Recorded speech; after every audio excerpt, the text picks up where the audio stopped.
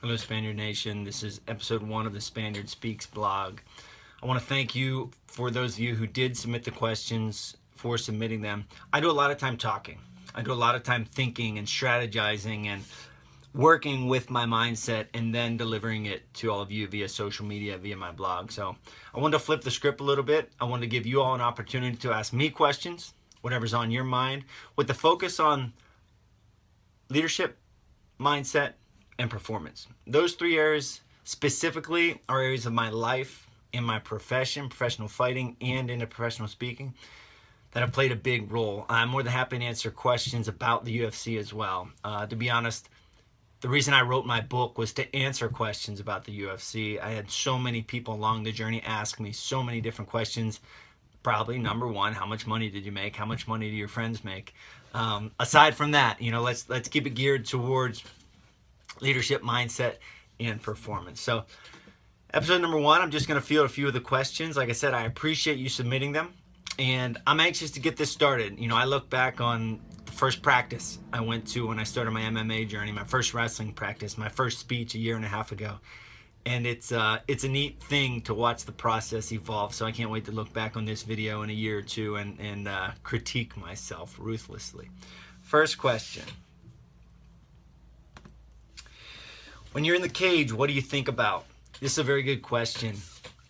Whenever I walk to the cage, and I've been around some of the best fighters in the world, the best fighters in the world, Anderson Silva, George St. Pierre, you name it, and chances are I've been around them. And I've heard a lot of them talk. And while we, professional fighters, especially in the UFC, are some of the most confident men and women in the world, we're still human beings. And that's something that took me a long time to be okay with. I thought I was different. I thought maybe I wasn't as mentally tough as these other guys. But when you really start talking behind the scenes, you realize that everyone has at least a little bit of self-doubt or at least a little bit of anxiety leading into these professional fights.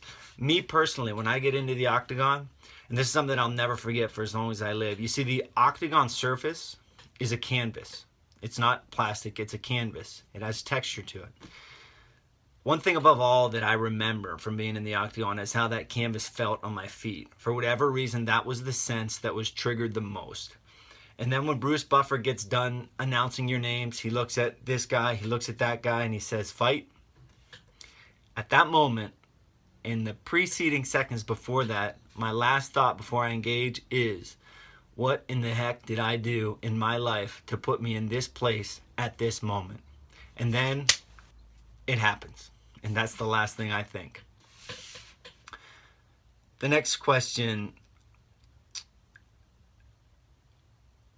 Being a professional fighter, is it worth it for the pain that you endure?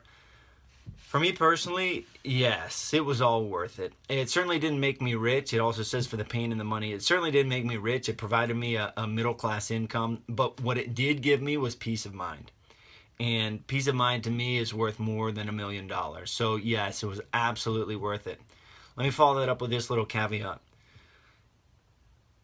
Currently, present day, for me in particular, no, it's not worth it. The offers that I'm being offered just aren't worth it. I have a family, I have a mortgage, I have responsibilities, and I need to treat professional fighting like a business, or I do treat professional fighting like a business because it is a business. And the return on investment for me at this time is not worth it, and that's why I'm not doing it. Fingers crossed that I find an opportunity that does make it worth it. And this next question, more training related, performance related, says, off season, are you focused on techniques or building strengths? For me as a high school athlete, and I imagine that's what this is geared towards, high school and college athletics. For me as an athlete, my off season, when I was younger, up until 11th grade, it was focused on strength training. So I was always participating in sports year round. Football, baseball, I even ran track a couple times, ran cross country, wrestling, obviously. So in the off season, it was more strength based. And I was doing those other sports to become a better athlete for wrestling. Because while maybe playing baseball or running cross country or running track might not technically make me a better wrestler, what it does is it works on your mindset. And anytime, as many times as you can put yourself in that performance situation, that you can put yourself in that mindset of do or die. I hear people talk a lot of times and say, oh, the fight is easy, it's practice that's tough.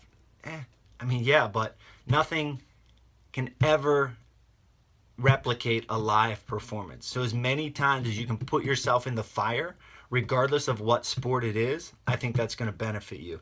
And for me personally also, when I became a senior in high school, my mind was made up. I'm wrestling in college, that's it. So at that point, all of my focus, all of my energy, all of my training went towards wrestling, both technique-based and both performance-based.